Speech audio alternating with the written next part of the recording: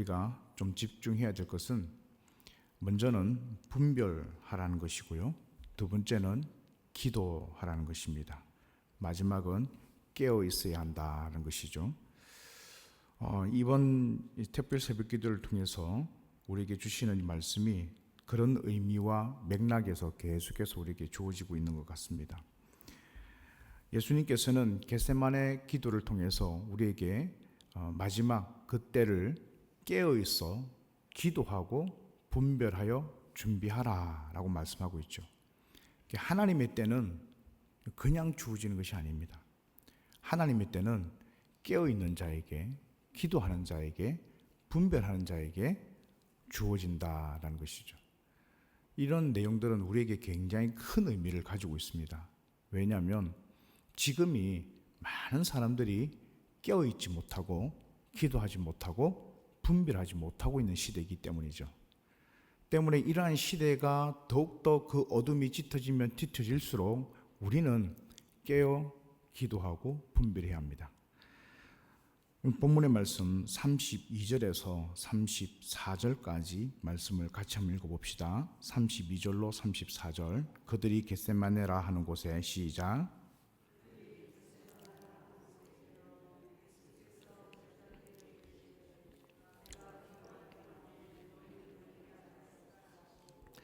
베드로와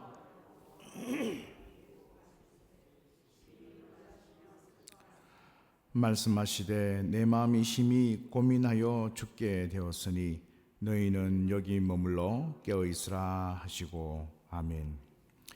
지금 예수님께서 앞으로 당할 십자가의 고난을 생각하시면서 33절에 보면 놀라시며 슬퍼하사라는 말씀이 나오고 있습니다. 여기서 이 놀라다라는 말은요, 에크담베오라고 하고 슬퍼하다, 아데모네오라고 하는데 이 말씀은 예수님께서 십자가의 그 공포, 십자가의 그 죽음에 대한 두려움들이 극에 달해 있다라는 것을 알 수가 있는 것이죠. 그런데 여기서 우리가 오해하지 말아야 될 것이 있습니다. 예수님께서 십자가 앞에서 극히 공포스럽고 또 두렵고 놀라운 그런 상황에 처해 있다고 해서 지금 주님이 십자가에서 당하는 육신의 고통이 극히 공포스럽고 놀랍고 두려운 것이 아니라는 것입니다. 예수님께서 지금 이 잔을 내게서 옮기시옵소서라고 하나님께 기도하고 있습니다. 같은 내용을 기록하고 있는 다른 성경에서는 이 기도를 하실 때 안혈증이라고 하죠.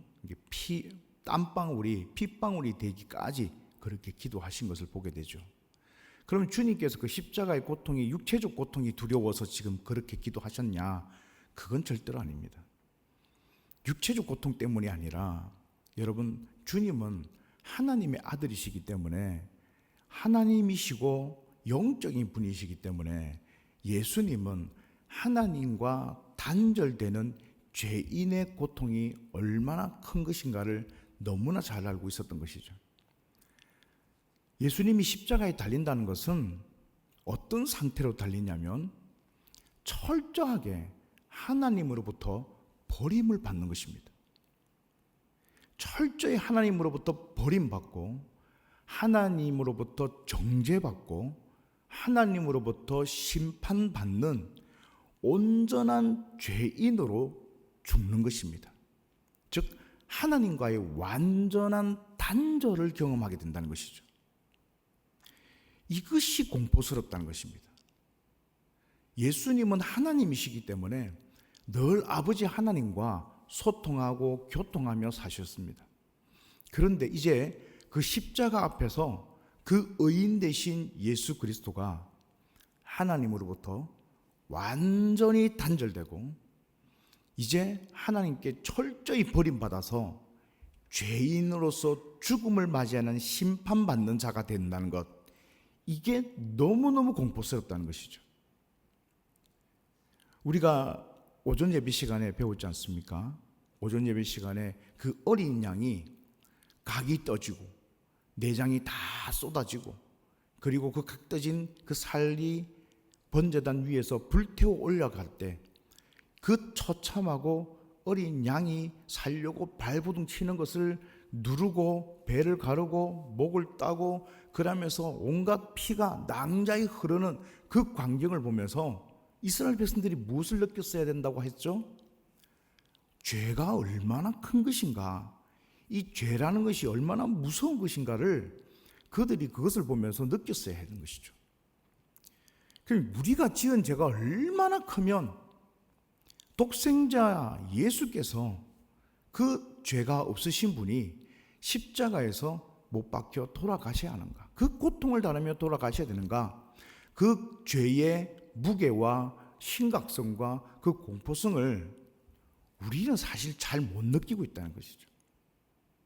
하나님과 단절된 삶을 사는 것이 얼마나 공포스럽고 무서운 것인가를 우리는 사실 잘 느끼질 못해요. 근데 예수님은 그 형량의 무게를 너무 잘 알고 있었다는 것이죠. 하나님과 단절된다는 것. 그래서 믿음의 사람은요, 하나님과 단절되는 것을 두려워해야 됩니다. 하나님 앞에서 그 철저히 버림받는다는 것을, 하나님과 관계가 끊어진다는 것을 두려워할 줄 알고 무서워할 줄 알아야 됩니다. 때문에 제가 오후 예배 때도 말씀을 드렸습니다.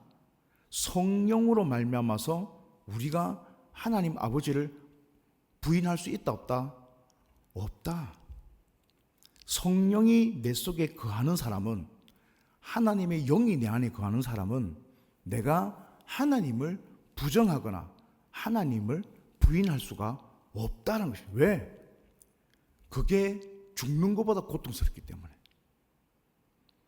함부로 그래서 우리가 하나님께 망령되이 일컫거나 하나님을 부정하거나 그리 할 수가 없는 것이죠. 그리고 성령이 임한 사람만 무엇할 수 있다? 그리스도를 주시라, 주라고 말씀하고 고백할 수 있다는 것이죠. 지금 예수님은 자신의 의지와는 상관없이 하나님이 주시는 사명 때문에 십자가를 져셔야 합니다. 하나님보다 버림받으셔야 되는 것이죠. 보통 사명은 하나님과 더 연결되게 만들고, 그 사명을 함으로 하나님께서 더 칭찬받고, 그 사명을 감당함으로 하나님께서 더 은혜 주시고 능력 주시는 그런 사명을 감당하는데, 예수님의 사명은 우리와는 다른 사명이에요. 어떤 사명입니까? 하나님으로부터 버림받는 사명입니다. 하나님으로부터 단절되는 사명이고, 하나님부터 죄인으로서 죽음을 맞이해야 될 사명이에요. 그 십자가의 사명을 받는 것이죠.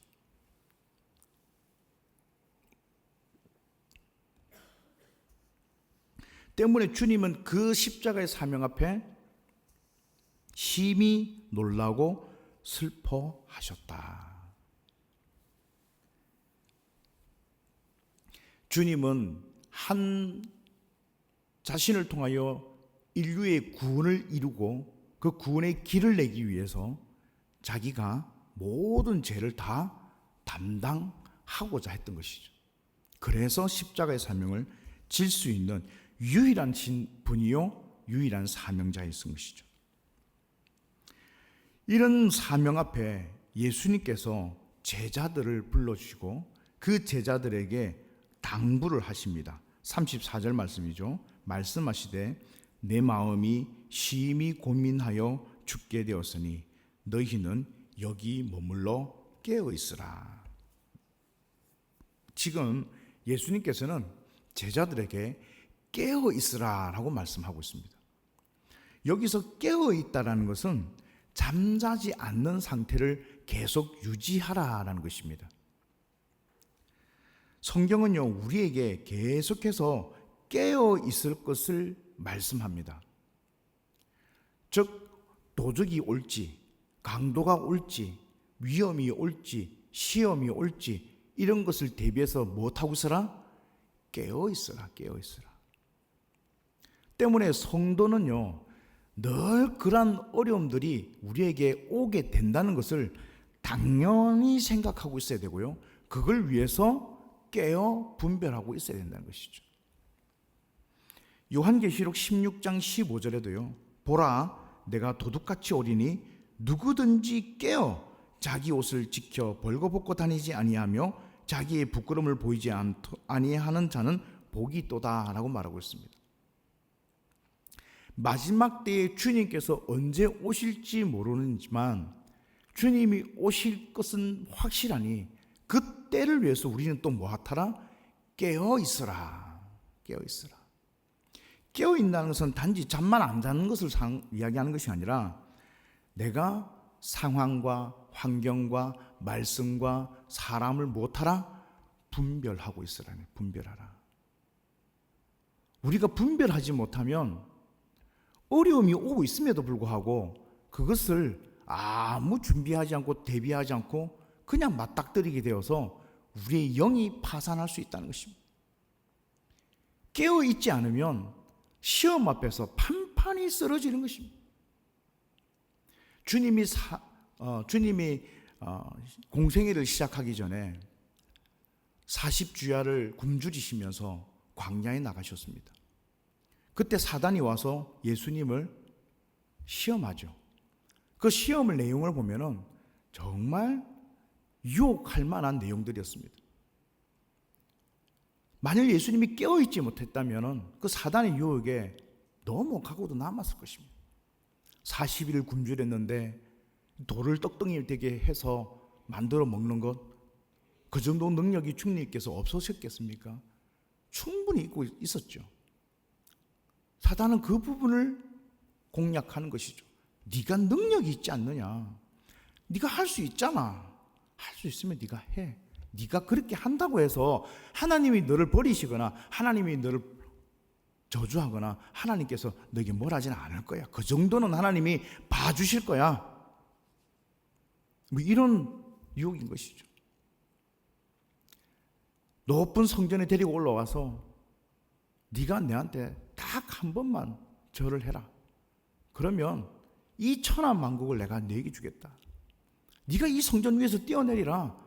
네가 하나님의 아들인데 천사들이 네 발이 땅에 닿지 않도록 보호해 주실 것이다. 이런 사단의 속임수에 우리는 넘어가기가 쉽지만 때문에 하나님은 우리에게, 예수님은 우리에게 깨어있기를 원하셨다는 것이죠. 그럼 성도가 깨어있다는 것이 무엇입니까? 따라합시다. 깨어있다는 것은 기도하는 것입니다. 네, 깨어있다는 것은 기도하는 것입니다. 다른 게 아닙니다. 깨어있다 이렇게 말하는 것은 기도할 줄 안다. 기도하고 있다. 그 말입니다. 예수님께서 지금 깨어 있으라. 내가 지금 이 십자가 사명 앞에서 심히 괴롭고 마음이 죽게 되었다. 그러니 너희들은 이 때를 위해서 깨어 있으라. 기도하라. 이 말인 것이죠.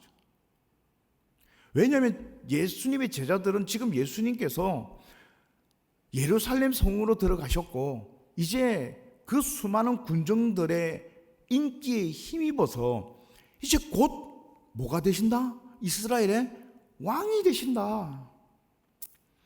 저 헤롯 왕을 물리치고 진짜 왕이 되어서 이 로마 정권으로부터 우리를 해방시켜 주실 것이다.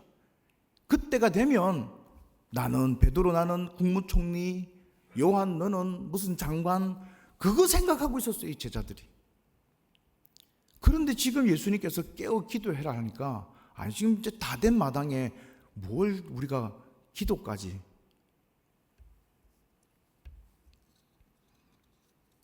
위기가 다가오고 있고 고난이 다가오고 있고 엄청난 시련이 다가오고 있습니다. 우리의 삶도 마찬가지요, 교회도 마찬가지입니다. 지금 교회마다 얼마나 아픔의 소식들이 많이 들리는지 모르겠습니다. 저쪽 합성동에 있는 교회도 그렇고 저 성산구에 있는 교회도 그렇고 지금 대형 교회들마다 다 문제가 생겨가지고 그게 뭐 뉴스에도 나오고 지금 얼마나 많은 아픔의 소식들이 그것 때문에 상처받는 성도들이 얼마나 많이 나오는지를 모릅니다. 지금 우리가 살아가는 이 시대에 위기가 다가오고 있고 지금 교인들이 한 해 매년 20만 명이 줄어들고 있습니다. 제가 그때 말씀을 드렸죠. 20만 명이 줄어들고 있다는 것은 매일매일 300명 모이는 교회가 사라지는 거라. 300명짜리 교회가 사라지는 거라. 우리 150명 하겠다고 지금 이렇게 발버둥 치고 있는데 300명 모이는 교회가 매일 없어지는 거예요. 매일 20만 명이 줄어든다는 것은. 매일 없어진다는 거예요. 오늘도 하나 없어졌어요. 어제도 없어졌고. 근데 더 놀라운 것은 그것은 우리 교단만 그렇다는 거예요. 우리 교단만. 우리 통합교단만 한 해에 20만 명이 줄었다는 거예요. 그러면 저 다른 합동이나 고신이나 다른 성결, 순복음 이쪽에서 사라지는 교회 수까지 다 합치면 어마어마한 양의 성도들이 지금 믿음을 떠나고 있다는 것입니다. 이런 시대를 우리가 살아가고 있습니다.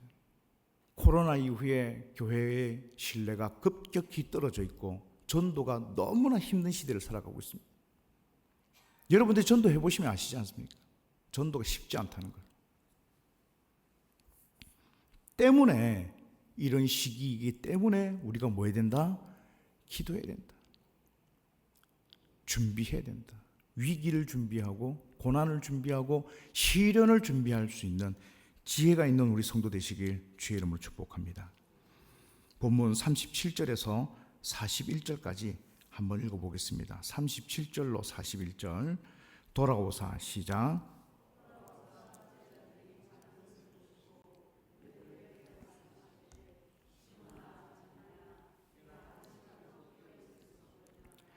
시험에 들지 않게 깨어 있어 기도하라. 마음에는 온이로되 육신이 약하도다 하시고 다시 나아가 동일한 말씀으로 기도하시고 다시 오사 보신즉 그들이 자니 이는 그들의 눈이 심히 피곤함이라. 그들이 예수께 무엇으로 대답할 줄 알지 못하더라. 세 번째 오사 그들에게 이르시되 이제는 자고 쉬라. 그만되었다. 때가 왔도다. 보라 인자가 죄인의 손에 팔리느니라. 아멘. 지금 37절에서 41절 말씀에 예수님께서 제자들에게 몇 번 오십니까? 네, 3번 오십니다. 지금 예수님이 제 기도하는 것으로만 해도 시간이 모자랄 판이 없겠죠. 이제 곧 유다가 유대 군병들을 데리고 이 겟세마네 동산으로 올라올 것입니다. 그들이 몽치와 칼을 들고 자신을 잡으려고 오고 있습니다. 지금 예수님의 기도가 아직 마무리가 안 되었어요. 그런 와중에서도 예수님은 제자들을 생각하고 있더라는 것입니다. 왜 그렇습니까? 그들의 생각에는 지금 이제 예수님이 왕이 되고 자기들은 한 장관, 여기 총리 그런 거 생각하고 있는데 예수님이 저들 군병의 손에 매맞고 잡히시고 채찍 맞으시고 그렇게 온전히 죄인으로 잡혀서 빌라도에게 또 헤롯에게 그렇게 끌려다니며 재판받다가 십자가에 달려 돌아가실 것을 이 제자들이 봤을 때 아직 십자가의 의미와 하나님의 말씀의 뜻을 깨닫지 못한 이 제자들이 보기에, 아직 연약한 자가 보기에 이 상황이 그들에게 얼마나 시험이 될 것인가를 생각해 보니 예수님이 그냥 기도만 하고 있을 수가 없더라는 것이죠. 깨어 기도하라고 당부하셨지만 그냥 그렇게 버려둬서는 안 된다는 거예요. 그래서 주님이 찾아가는 거예요. 찾아가서 깨어있으라. 1시간도 네가 나와 함께 깨어있을 수 없더냐 책망도 하시고요.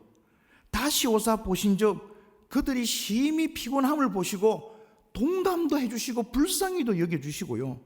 또 3번째 오셨을 때는 그래 됐다 이제 좀 쉬어라. 한편으로는 체념하시기도 하시고 얼마나 예수님의 마음이 복잡했을까. 때문에 우리는 여기서 무엇을 알아야 하냐면, 앞으로 우리가 어떤 일을 당하든 간에 먼저 기도하는 믿음의 종이 되어야 하겠다라는 것입니다. 특별히 우리가 기도할 때요, 무엇을 기도해야 되냐면, 따라하겠습니다. 성령의 충만함을 기도해야 됩니다. 여러분 정말 기억하셔야 될 것은, 여러분이 기도하실 때 성령 충만하지 않으면요, 기도도 의미가 없습니다. 내 속에 성령이 충만하지 않으면 기도도 지속될 수가 없습니다. 성령의 은혜가 없으면, 그래서 찬송 중에도 그런 게 있잖아요. 받은 복을 세어보아라 하잖아요. 내가 지금까지 받았던 그 복이 얼마나 크고 은혜로웠다는 것을 내가 그것을 헤아려 보고 세어보고 그 은혜를 내 속에 계속해서 축적해 나가지 않으면, 시험이 오면 그때마다 늘 그 모든 복들은 다 깡그리 없어져 버리고 딱 그 시험 앞에서만 흔들리게 된다는 것이죠. 때문에 깨어 있어야 된다는 것입니다. 성령의 충만함을 우리가 늘 받아야 되는 이유가 여기 있는 것이죠.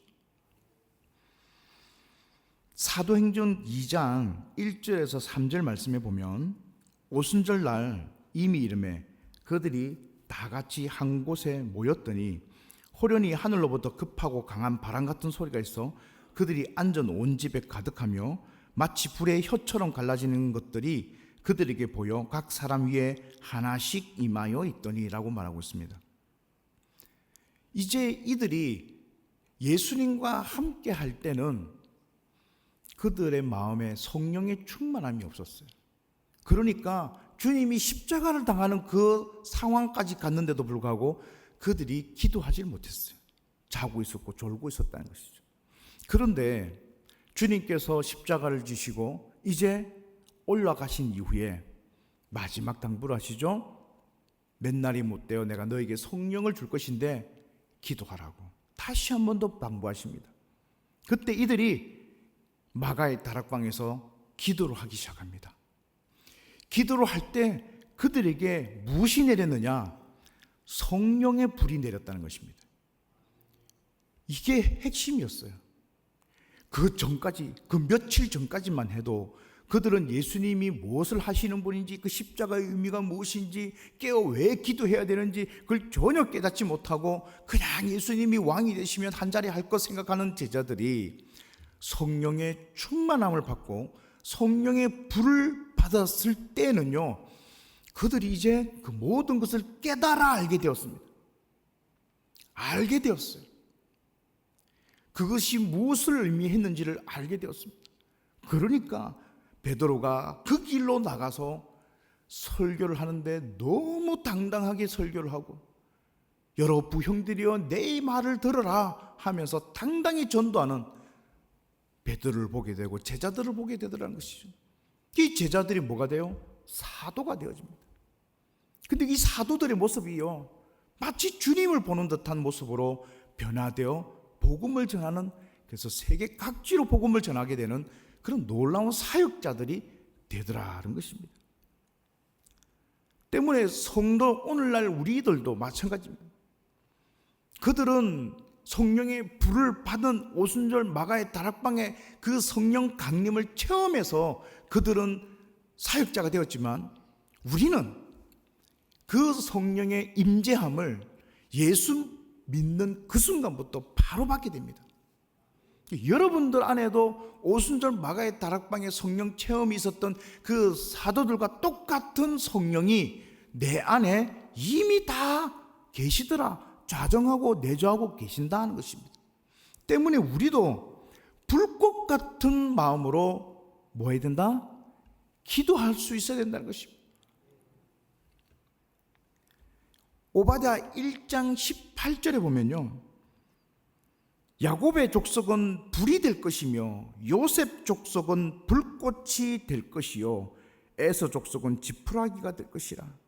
그들이 그들 위에 붙어서 그들을 불사를 것인즉 에서 족속에 남는 자가 없으리니 여호와께서 말씀하셨습니다. 야곱과 요셉 족속이 불꽃이 될 것이다 라고 말하고 있습니다. 꺼지지 않는 불꽃, 즉 기도의 불꽃이, 기도의 불길이 꺼지지 않는 교회, 그게 바로 야곱의 족속이요 요셉의 족속이요 하나님께서 세우신 믿음의 사역자들이라는 것입니다. 히브리서 1장 7절에 이렇게 말합니다. 또 천사들에 관하여는 그는 그의 천사들을 바람으로 그의 사역자들을 불꽃으로 삼으시느니라 라고 말하고 있습니다. 믿음의 교회가 예수 그리스도의 그 고난 앞에서 함께 동참하고 기도할 때에 다름 아닌 우리가 무엇이 된다? 불꽃이 된다. 꺼지지 않는 불꽃이 된다.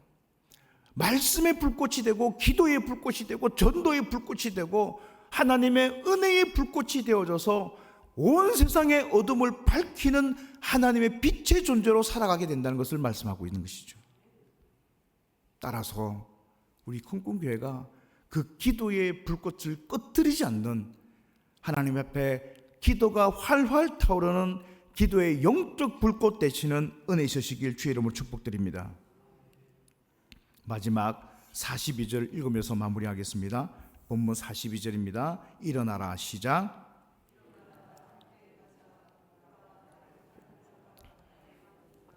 아멘. 주님께서는요 이 제자들을 위하여 기도하였고 그 기도가 이제 다 마무리되었습니다. 기도하였습니다. 예수님도 기도하였고요 제자들에게도 기도를 당부하셨고 주님이 하실 수 있는 그 모든 최선의 것을 다 했습니다. 그때 이제 제자들에게 말합니다. 일어나 함께 가자. 저는 이 말씀을 딱 묵상하면서 제 마음에 너무 은혜가 되고 감동이 돼요. 함께 가자. 함께 갈 자가 누구냐? 십자가를 향하여 함께 갈 자가 누구냐? 그 어려운 길을 향하여 나와 함께 걸어갈 자가 누구냐? 니들이 너의 십자가를 지고 나를 따라오려거든. 제 십자가를 지고 나를 따라오기 위해서는 자기의 십자가가 무엇인지를 분명히 알고 따라와야 함께 할 줄 알아야 된다. 주님이 제자들에게 말합니다. 일어나라. 너의 자리에서 안주해 있지 말고, 너의 자리에서 실망해 있지 말고, 너의 자리에서 낙심해 있지 말고 일어나라. 그리고 나와 함께 가자는 것입니다. 주님이 함께 가자 하는데 그 길이 십자가의 길이면 어떻고, 그 길이 아골골짜기면 어떻고, 그 길이 해골길이면 어떻습니까? 그 길이 죽음의 길이면 어떻고, 그 길이 살아있는 길이면 어떻습니까? 주님이 함께 가자 하면은 그 십자가의 길로 나아가시는 우리 성도 되시길 바랍니다. 이제 주님 앞에 나아가는 것입니다. 함께 가는 것입니다. 무엇하러요? 십자가 지러 같이 가는 거예요. 주님과 함께 십자가 지겠다고 고백했던 자들 아닙니까? 베드로가 뭐라 했습니까? 주님, 저들이 다 예수님을 부인하고 도망간다 할지라도 저는 주님이 가는 길이라면 죽음의 길이라도 같이 가겠습니다. 이미 고백했잖아요.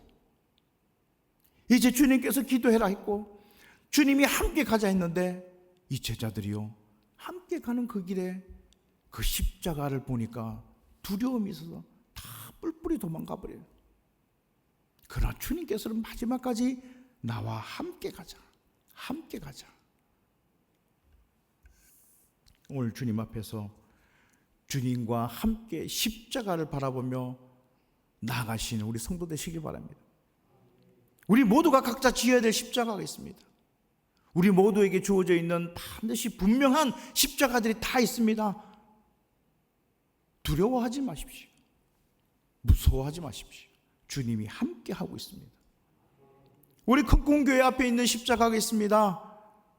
그럼 우리가 깨어 기도할 수 있다면, 기도하는 종들이 그 기도의 불꽃을 꺼뜨리지 아니하고 기도하고 있다면 함께 갈 수 있는 자가 되어야 되는 것이죠. 함께 마음과 마음을 나눠 나가며 마음과 마음을 함께 의지해 나가며 십자가를 지러 나가시는 기도의 동력자 되시는 우리 큰공교회 모든 성도 되시길 주님의 이름으로 축복드립니다. 이 시간 우리 함께 기도하도록 하겠습니다.